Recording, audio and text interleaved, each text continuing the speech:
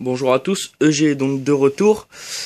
Alors là, ça va être une vidéo pour présenter ma collection actuelle, qui a plutôt bien évolué depuis la dernière vidéo, vous allez voir ça.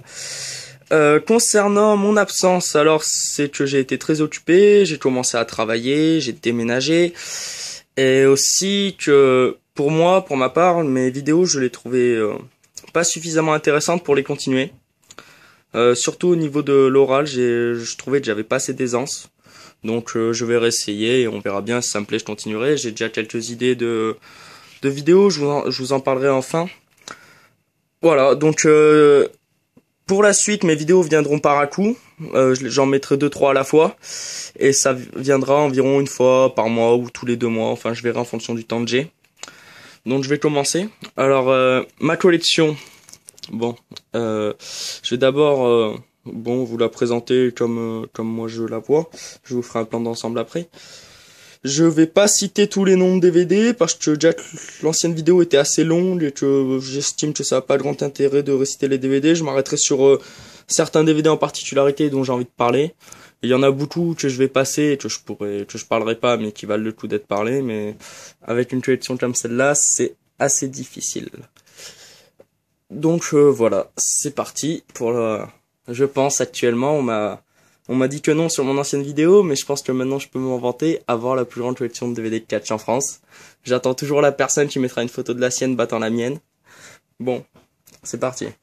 Alors là, oui, alors déjà avant de commencer, j'attends encore une quinzaine de DVD, dont des WWF, des targets classiques, les quelques pay-per-view de 2002 à 2006 qui me manquent. Après j'aurai tout en couplet.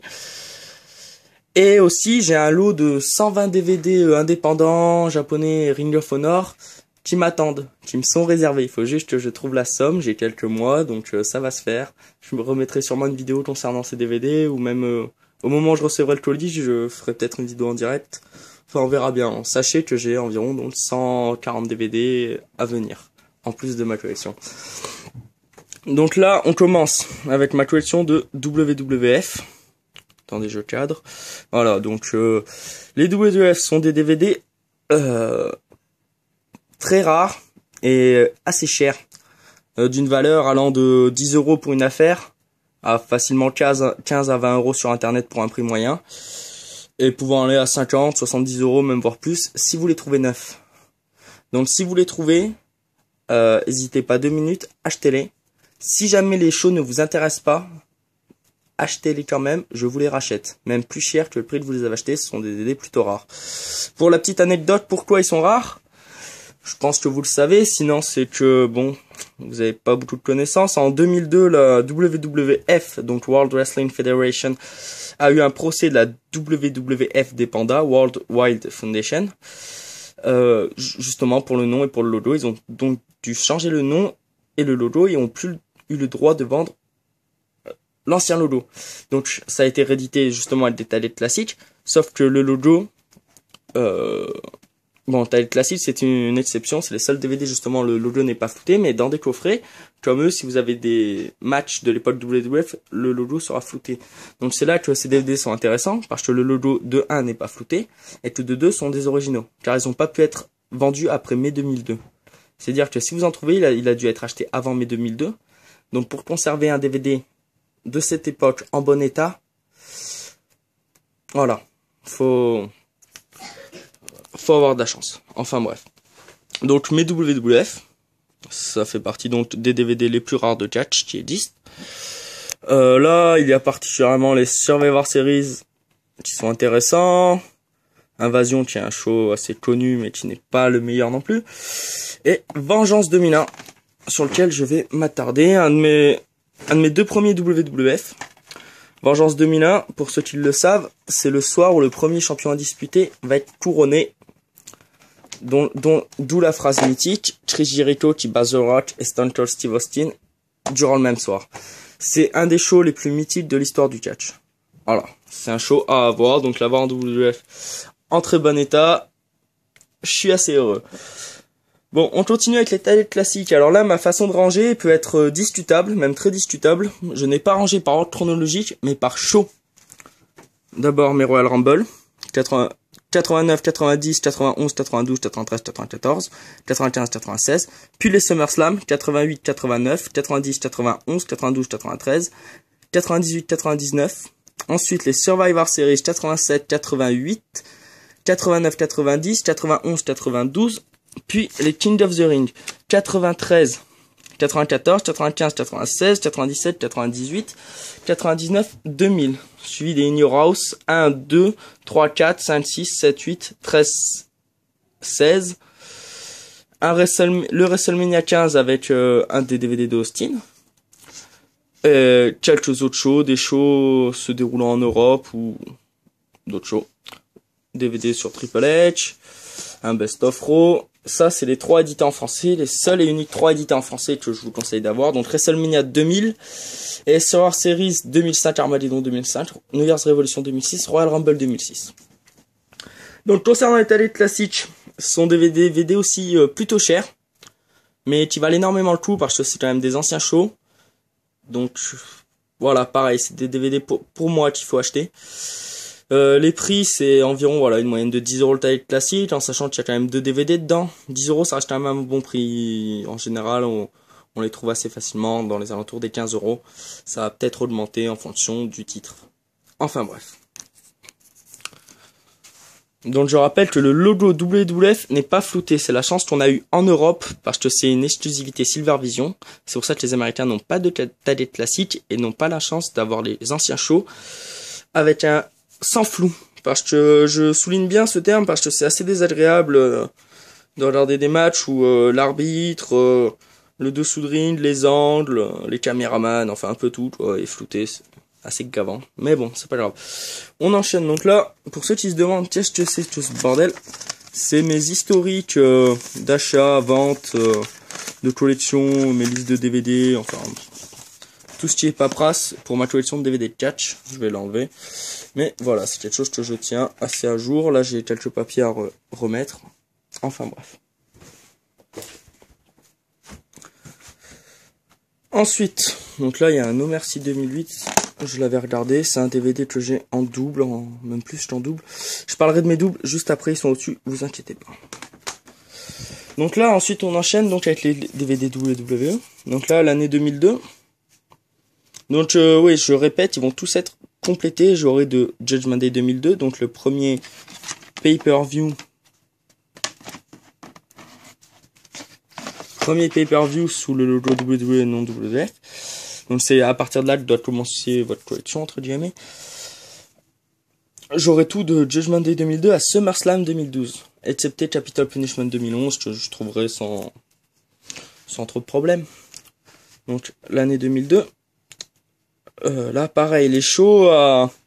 L'année 2002 est quand même une des meilleures années de catch, il faut le dire. Tous les shows là sont assez exceptionnels, que ce soit Judgment Day, King of the Ring, SummerSlam, No Mercy, Survivor Series ou Armageddon, c'est quand même la crème de la crème, quoi. Donc en choisir reste assez dur. On enchaîne avec l'année 2003. Donc l'année 2003 qui est la seule année du côté de la WWE, car la Ring of Honor l'ont fait, ayant une jaquette spécifique à l'année, quoi. Vous voyez, ça fait un dessin. Enfin bref, c'est cool, quoi. Donc là, pareil, 2003, une année que j'ai un peu moins aimé que 2002, mais qui reste assez cool, avec des shows plutôt énormes comme le Royal Rumble, SummerSlam, No Mercy. Voilà, ce sont les shows à retenir, on va dire. On passe à 2004. Alors là, à savoir que à partir de 2004, les Big Four, donc Royal Rumble, WrestleMania, SummerSlam et Survivor Series ont été réédités en français. Seulement, il faut acheter la version française parce qu'ils ont été aussi édités exclusivement en anglais. Enfin bref. Donc je possède les versions françaises, donc Royal Rumble en français. No Way Out, un show sur lequel je vais m'arrêter. Voilà, vous avez compris, j'en parle même plus. WrestleMania 2020. Voilà, WrestleMania 2000. C'est la fatigue du travail, ça. WrestleMania 20. Mon show US préféré. Clair et net. Clair et net, j'ai pas besoin d'en parler plus. Regardez ce show, vous comprendrez pourquoi j'aime le catch. 2004, une très belle année. Eddie Guerrero, Benoît au sommet. D'après Nash, pour la petite anecdote, parce que je vais plus m'arrêter sur des anecdotes. D'après Nash, l'année 2004 et WrestleMania 20 en particularité, représente le début de la fin du catch. Parce que d'après lui, mettre des catcheurs très bons en catch, mais qui sont peut-être pas impressionnants par rapport à lui, est une insulte au catch et fait une dérive du catch et n'est plus ce qu'il était avant. Sauf que j'aimerais dire à ce monsieur Nash, même s'il m'écoutera jamais, que l'année 2004 reste objectivement parlant sûrement une bien meilleure année que l'année 95. D'accord? Les smart me comprendront. Donc, là, pareil, des très bons shows. Sur Royal Rumble, No Way Out, WrestleMania, au top. Backlash, pareil. Judgment Day, pareil. Bad Blood, pareil. Le Great American Bash, un peu moins. Vengeance reste un très très bon show. Hein, le Edge Orton et voilà. Le main event est très cool aussi. SummerSlam 2004, édité en français, un show à avoir. Survivor Series 2004, très très bon aussi. Armageddon 2004 m'a un peu moins plu, il faut le dire. On passe à l'année 2005. New Year's Revolution avec l'Elimination Chamber, assez mythique. Bon, on va aller, on avance. Hein. Des Royal Rumble est bon aussi. No Way Out est à éviter. WrestleMania 21. Pour beaucoup, le début de la Ruthless Aggression Era. Qu'est-ce que la Ruthless Aggression Era? Oula. La fin de la Ruthless Aggression Era et le début de la New Era. Donc c'est pourquoi? Parce que WrestleMania 21, il y a deux big stars des années à suivre, que sont Batista et John Cena, qui vont être couronnés champions du monde. Donc c'est, on va dire, l'événement qui va servir d'image pour ce changement d'air. Qui, pour moi, reste par la suite une très bonne ère, jusqu'à donc la PG era qui commencera en fin 2008 après la feud Jericho Michaels. Enfin bref, WrestleMania 21 reste donc un show mythique à voir, surtout qu'il est en français. Donc voilà, on passe là-dessus. Backlash 2005 est à éviter. Judgment Day 2005, le mythique Heavyweight match. Voilà, l'année 2005, One Night Stand 2005. S'il y a bien un DVD en 2005 à avoir, c'est celui-là. One Night Stand. Magnifique. Magnifique. SummerSlam, un des meilleurs SummerSlam ever. Unforgiven très bon. La fin d'année 2005 est très très bonne. Voilà. Ensuite, donc on va passer. Donc là, j'ai quelques films, machin, un livre.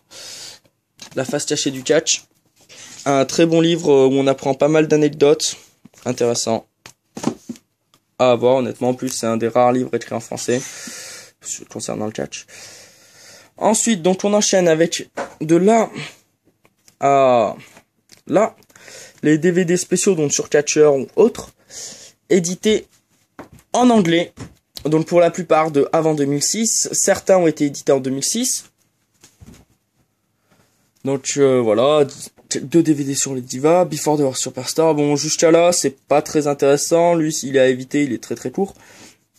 The Spectacular Legacy of AWA, c'est un très bon DVD. Bon, après, il faut aimer le old school, mais je me suis régalé. Rise and Fall of ECW. C'est un des DVD qui m'a le plus marqué, disons. Il est à part, ce DVD. Il est à part des autres. Il est à voir. On apprend beaucoup de choses sur la ECW, mais surtout sur, le plus intéressant là-dedans, c'est de voir la vision qu'ont certains catcheurs dans le milieu par rapport à ce qu'a été la ECW, donc qui représente beaucoup. Il est à voir, et puis Paul Heyman reste un des plus gros génies du catch. Je plains les pauvres fans qui connaissent le Paul Heyman de Brock Lesnar, et de toutes ces storylines de 2012-2013, enfin bref, passons. 2 DVD sur la ECW, très très cool. DVD de Rob Van Dam à avoir, un des meilleurs DVD aussi. Team Destiny Live, j'en parle même pas, Arknots aussi. Monday Night Wars, pareil, un des meilleurs reportages ever. Vraiment, c'était kiffant. Brock Lesnar, From the Vault, DVD de la DX, John Cena, Most Powerful Families in Wrestling, pareil, un DVD très intéressant, donc là il faut juste s'intéresser à l'histoire du catch quand même. Ensuite, donc on passe au DVD de 2006, donc édité en français. À partir de là, il y avait aussi sur la série Armageddon 2005 édité en français. En vérité, ça a commencé là, les DVD VF, mais je les ai laissés dans 2005. Ensuite, donc, on passe en dessous, l'année 2006. Donc, l'année 2006, qui est pour moi une année assez spéciale, qui était bonne, mais que beaucoup de pay-per-view n'ont pas été à la hauteur. Surtout du côté de SmackDown, j'en ai déjà parlé dans mon ancienne vidéo, ça sert à rien de revenir dessus. Les shows là-dedans qui ressortent sont le Royal Rumble, No Way Out, Backlash, One Night Stand. Et pour ma part, ce sera tout. Ensuite, donc l'étage du dessous, vous allez dire, oh ce connard, c'est un bordel. Et non les amis, c'est juste que j'ai plus la place. Donc là, les 5 volumes de Best of Raw SmackDown exclusivité 16. Voilà, bon, j'en parle pas trop, j'en ai déjà fait une vidéo. Les Best of WWE, les 8.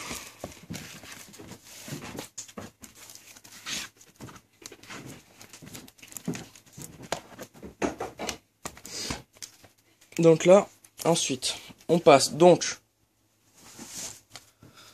Faites pas attention, j'expliquerai après. La suite de 2006, donc à partir de Unforgiven. 2007, j'en ai déjà parlé dans les autres vidéos, je trouve ça pas intéressant de revenir dessus. 2008, début. Et derrière,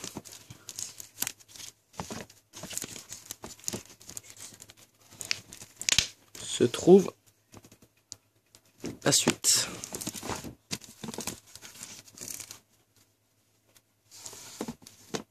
Donc les années sont complètes, donc bon, s'il en manque sur les images, c'est pas très grave.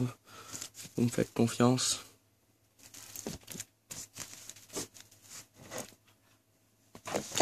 Donc jusqu'à SummerSlam 2012, là il y a Extreme Rules qui est mal placé parce que je l'ai regardé récemment, il n'avait pas envie de tout déplacer.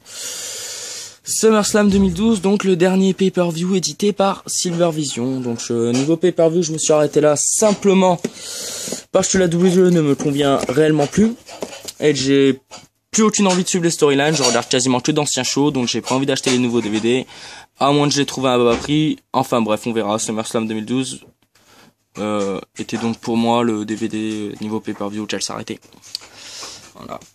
Ensuite, donc, on va passer au coffret. Je vais replacer mes autres DVD.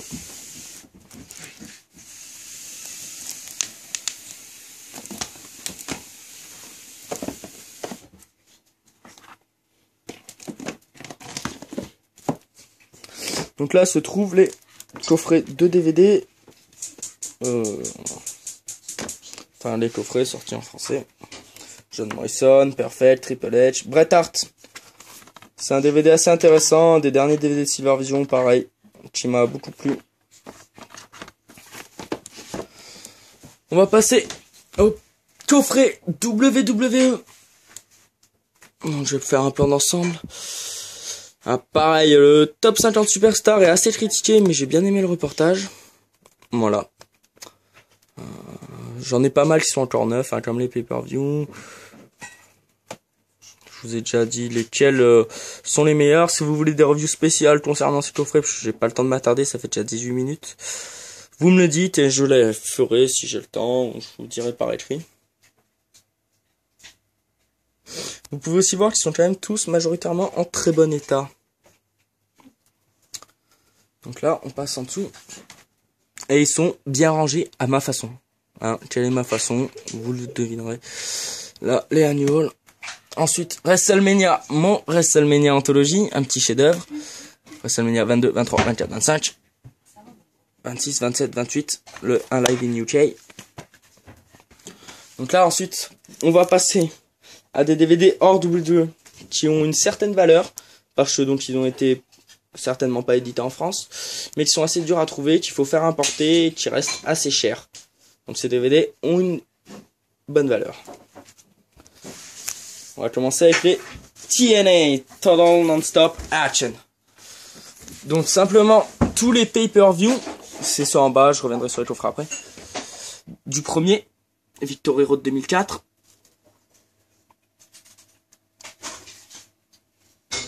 À, vous allez le voir. Oh là là, je galère.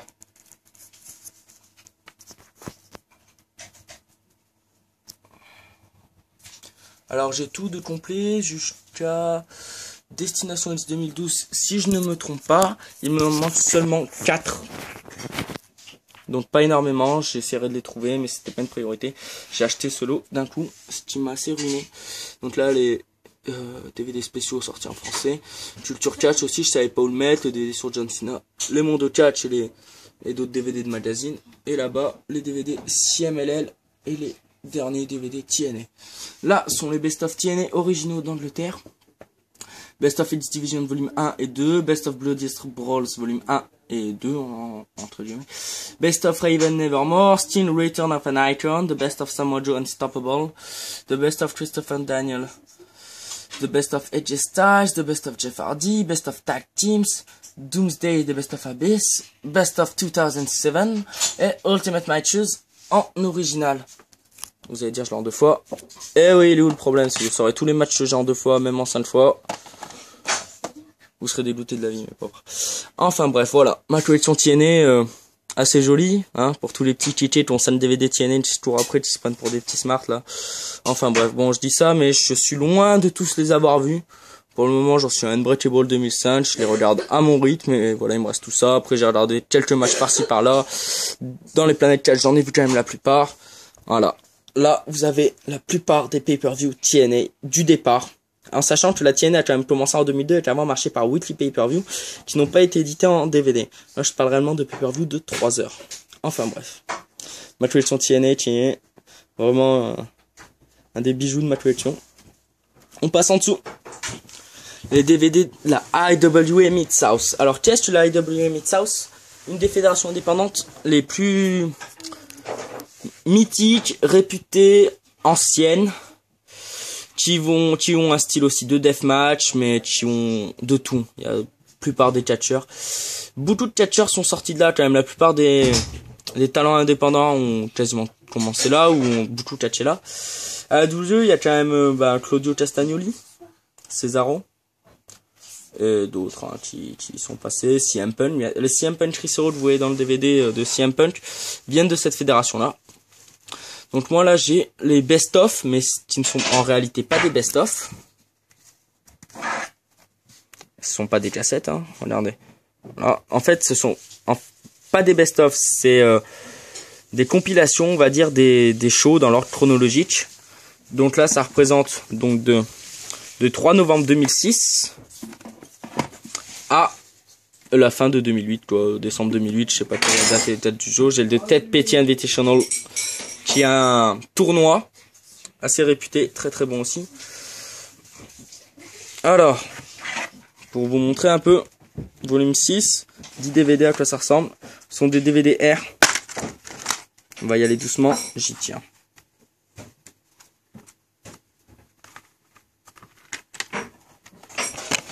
Voilà, pour ceux qui n'ont pas eu l'occasion d'avoir des DVD iSpot, à quoi ça ressemble un gros coffret.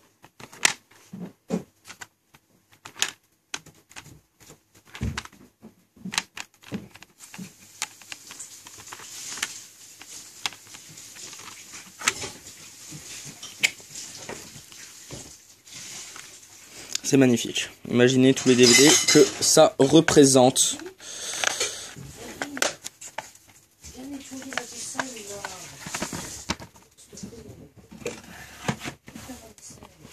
Voilà. Ensuite, s'ensuit mes DVD japonais, donc ça va pas changer depuis la dernière vidéo. Hayabusa, Tiger Mask, Ultimo Dragon, Jashin Thunder Liger, Muto, Kenta Kobashi, Holiday Man Army et la Heart Family in Japan.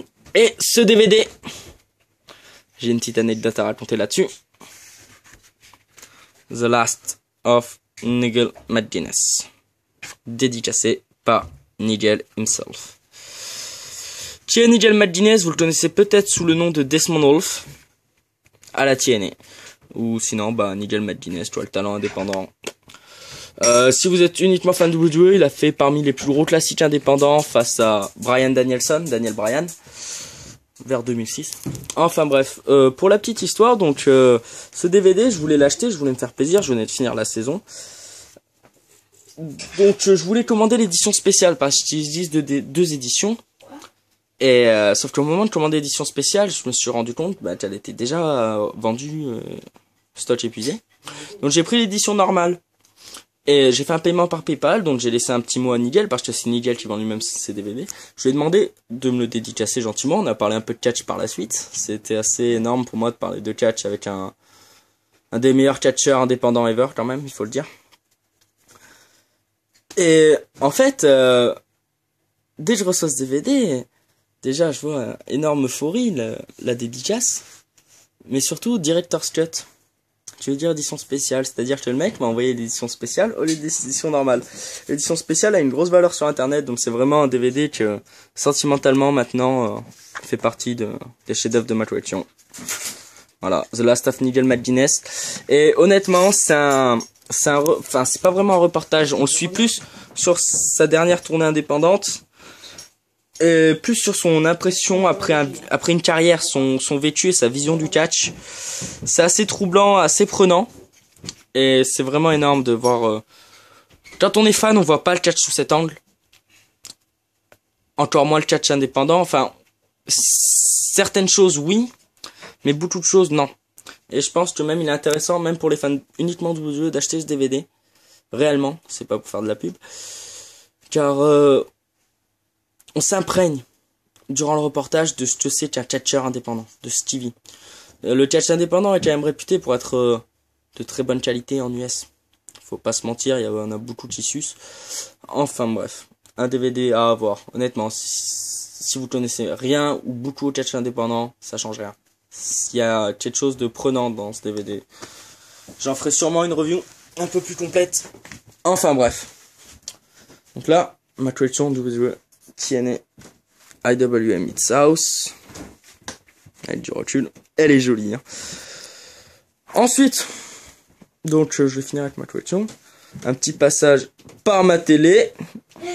117 cm, Full HD, 200 Hz natif converti en 800 Hz. Dynamic LED Edge, Home Cinema 2.1, lecteur Blu-ray, Sony. Voilà, 3D ma gueule. Ah, je me gave. Voilà, le catch là-dessus, c'est du bon. Ah, oui, j'oubliais. Là, il y a le DVD de Mick Foley qui est là parce que je suis en train de le regarder. Et là, ce sont des DVD réservés à la vente en dessous. Enfin, bref. Donc là, là, il y a le Best of the Best 4 que je suis en train de regarder. Donc, je vais pas m'amuser à sortir. Ouais. Ressortir à chaque fois. Ranger et ressortir. Alors là, c'est quoi? C'est un chef-d'œuvre. C'est le truc que quand j'ai vu, j'ai joui en fait. Quand j'ai su que j'allais les acheter. Et encore plus quand je les ai reçus. Réellement, j'ai joui. Une collection de DVD CZW qui a une valeur assez inestimable parce que les DVD indépendants sont assez durs à trouver. Les CZW en font partie. Et vraiment, ça... Et niveau catch, il y a beaucoup de perles. Bon, il y a beaucoup de matchs très très moyens, ça, il faut l'avouer. Mais il y a beaucoup de perles. Et c'est des DVD qui, en avoir une collection complète, c'est assez rare. C'est assez rare, on va dire, que les fans, parce que j'ai acheté ça à un fan de Deathmatch, un certain London KS sur le forum Catch, à qui j'ai acheté notamment le Ted Petty 2008 et d'autres DVD. C'est assez rare que les fans vont se concentrer sur une fédération, ils vont plus acheter tel ou tel show de telle ou telle fédération qui vont être énormes pour les avoir dans leur collection. Mais c'est rare que quelqu'un se focalise par exemple sur la CZW et une très grosse collection CZW. C'est pour ça que tu as accumulé ça a une valeur énorme. Et en tant que fan, c'est aussi... je sais pas comment expliquer ça. Si vous n'êtes pas fan indépendant, vous allez peut-être pas comprendre. Mais quand on est fan, les avoir en DVD, et en plus quand on est collectionneur de DVD, c'est assez énorme. Enfin bref. Là, il y a les 3 Wrestle Kingdom. Wrestle Kingdom 3. Wrestle Kingdom 2. Et Wrestle Kingdom 1. Qui marche, parce que la plupart des Wrestle Kingdom 1 ne marche pas parce qu'il y a un défaut de fabrication. Il fallait donc envoyer une lettre pour recevoir le nouveau. Donc ils sont très peu à marcher. J'en ai un qui marche. Voilà. Ensuite, donc, alors CZW, donc ça va commencer de 99. Et aller jusqu'à 2012. Alors, je vais vous les montrer un peu plus précisément. Donc là, le début de la CZW. On avance. Alors pour information là-dedans, il y a donc tous les Best of the Best qui sont leurs tournois et qui sont sûrement leur meilleur show annuel pour moi.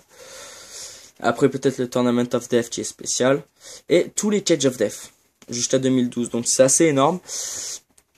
Il y a aussi les gros shows annuels. Enfin voilà, bref. Alors concernant la CW, il y a une grosse réputation sur leur deathmatch, tout ça. J'en viendrai sur une autre vidéo. Je vous en parlerai de mes projets de vidéo plus tard. Donc il n'y a pas que des deathmatchs, il faut pas croire que c'est un gros porc sanguinaire, parce qu'il n'y a pas que ça. Regardez, je vais vous prendre un DVD au hasard. Last Team Standing.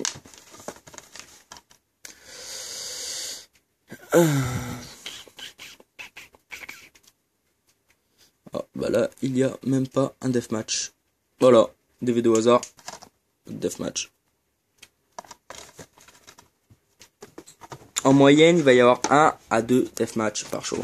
Et encore. Et les deathmatch sont loin d'être tous aussi violents que ce qui paraît sur les vidéos sur YouTube. La plupart des vidéos vont prendre des matchs de Tournament of Death où là ça va être très violent, c'est un tournoi spécialisé dans le deathmatch. Mais bref, là-dedans il va y avoir beaucoup de catcheurs aériens de type Spotfest, de talent indie, de matchs techniques, de matchs à la japonaise, il y a un peu de tout, c'est très varié. Enfin bref, je vous laisse voir ça. Voilà, s'il y a des gros fans de catch, vous allez sûrement vous rendre compte de la valeur que ça a ces DVD. Et vous dire putain la chance qu'il a eu le type.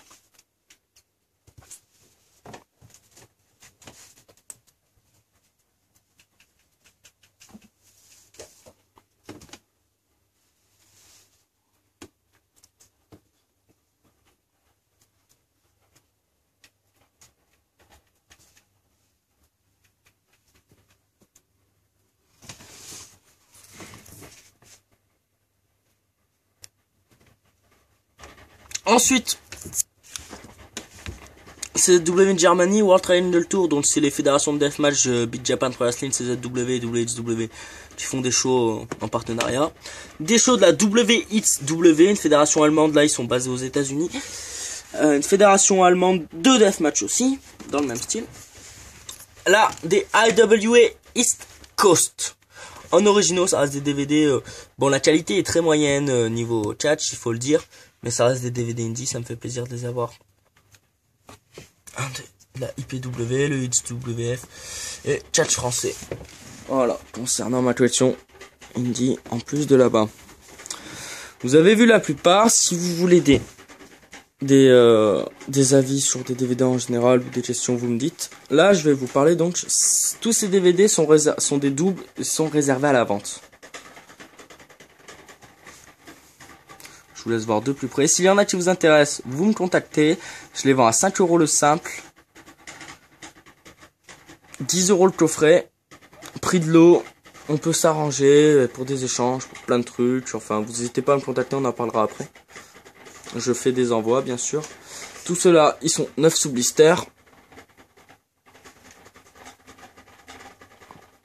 Donc ça m'arrangerait pas mal de ventes. L'argent repartirait dans des DVD que je n'ai pas. Et à droite, là, sont des DVD pas à vente, c'est des trucs spéciaux, mais WrestleMania en édition spéciale, le Edge en édition spéciale, Steelbook, Ric Flair incomplet, Monday Night Wars, avec jaquette non originale, dont je peux pas le vendre, un Blu-ray, The Wrestler, des films 12 rounds, Insurrection en zone 1, des DVD du UFC MMA, et au-dessus, c'est des DVD à vendre. Enfin bref, voilà, donc là, c'est mes DVD à vendre, n'hésitez pas à me contacter, vraiment, ça me ferait plaisir.